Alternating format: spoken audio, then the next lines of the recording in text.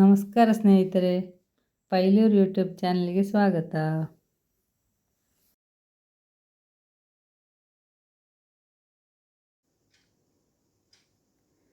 ನಮಗೆ ಈ ದಾಳಿಂಬೆ ತಿನ್ನಲಿಕ್ಕೆ ಖುಷಿ ಆಗೋದು. ಹಾಗೆ ಅಂತೇಳಿ ಅದನ್ನು ಕಟ್ ಮಾಡಿದರೆ ಕೈಯೆಲ್ಲ ಕಪ್ಪಾಗ್ತದೆ ಅಂತ ಹೇಳೋದು ತಲೆ ಬಿಸಿ. ತಿನ್ನಲಿಕ್ಕೆ ಇಷ್ಟ ಆಗೋದು, ಕೈಯ ಕಪ್ಪು ನೋಡಿದರೆ ಕಷ್ಟ ಆಗೋದು.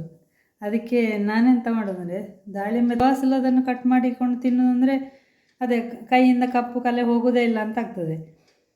ಅದಕ್ಕೆ ಒಮ್ಮೆ ತಂದರೆ ಹೀಗೆ ಇದನ್ನೆಲ್ಲವನ್ನು ಕಟ್ ಮಾಡಿ ಇಟ್ಟುಕೊಂಡು ಬೇರೆ ಬೇರೆ ಬಾಕ್ಸಲ್ಲಿ ಹಾಕಿಟ್ಟುಕೊಳ್ಳೋದು. ಆಗ ಎಂತಾಗ್ತದೆ, ಒಂದು ಸಲ ಕೈಗೆ ಕಪ್ಪಾದರೆ 1-2 ದಿವಸದಲ್ಲಿ ಯಾರು ಹೋದಿತ್ತು.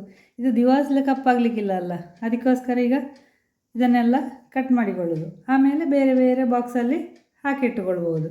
ಹಾಕಿಟ್ಟುಕೊಂಡು ಫ್ರಿಜ್ಜಲ್ಲಿ ಇಡ್ಬೋದು. ಹಾಗೆ ಇದನ್ನು ಕಟ್ ಮಾಡ್ತೇನೆ ಈಗ.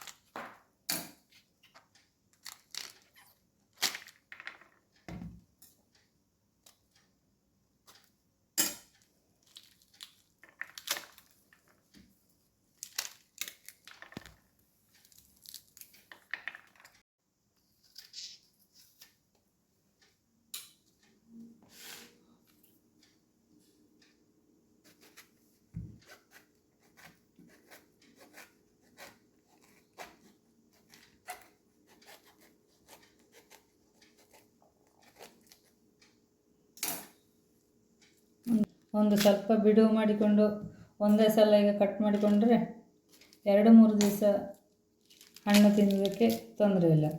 ಇಲ್ಲದ್ರೆ ದಿವಸ ಇದನ್ನೇ ಕಟ್ ಮಾಡಬೇಕಲ್ಲ ಅಂತಲೇ ತಲೆ ಬಿಸಿ ಆಗೋದು, ತಿನ್ನಲಿಕ್ಕೆ ಖುಷಿ ಆಗೋದು.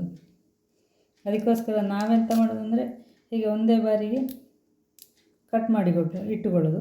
ಮತ್ತು 2-3 ದಿವಸ ಈ ಹಣ್ಣು ತಿನ್ನುವ ಟೈಮಲ್ಲಿ ಇದನ್ನೇ ತಿಂದುಕೊಳ್ಳೋದು.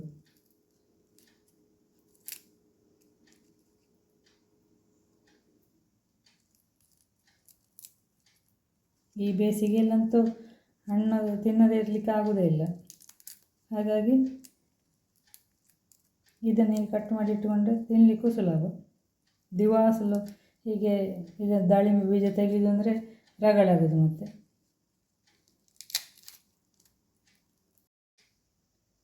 ಹೀಗೆಲ್ಲ ದಾಳಿಂಬೆ ಬೀಜ ತೆಗೆದು ರೆಡಿ ಆಯಿತು. ಇನ್ನು ಇದನ್ನು ಹೀಗೆ ಡಬ್ಬಕ್ಕೆ ಹಾಕಿ ಇಟ್ಟುಕೊಳ್ಳುವ, ಸ್ಟೀಲ್ ಡಬ್ಬಕ್ಕೆ. ಅಂದರೆ 2-3 ದಿವಸಕ್ಕೆ ಈ ರೀತಿ ಮಾಡಿ ಉಪಯೋಗಿಸಿಕೊಳ್ಳಬಹುದು. ಅದನ್ನು ಫ್ರಿಜ್ಜಲ್ಲಿ ಇಟ್ಟುಕೊಳ್ಳುವ. ಆಮೇಲೆ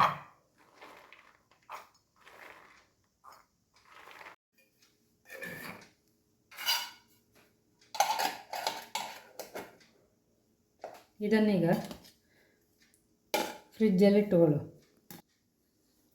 ಫ್ರಿಜ್ಜಲ್ಲಿ ಈ ಜಾಗದಲ್ಲಿ ಇಟ್ಟುಕೊಳ್ಬೇಕು. ಇಲ್ಲಾಂದರೆ ಫ್ರೀಝರ್ ಒಳಗೆ ಬೇಡ, ಇಲ್ಲಿ ಇಟ್ಟುಕೊಳ್ಬೇಕು. ಇಲ್ಲಾಂದರೆ ಅದು ಕೆಳಗಡೆ ಎಲ್ಲ ಇಟ್ಟರೆ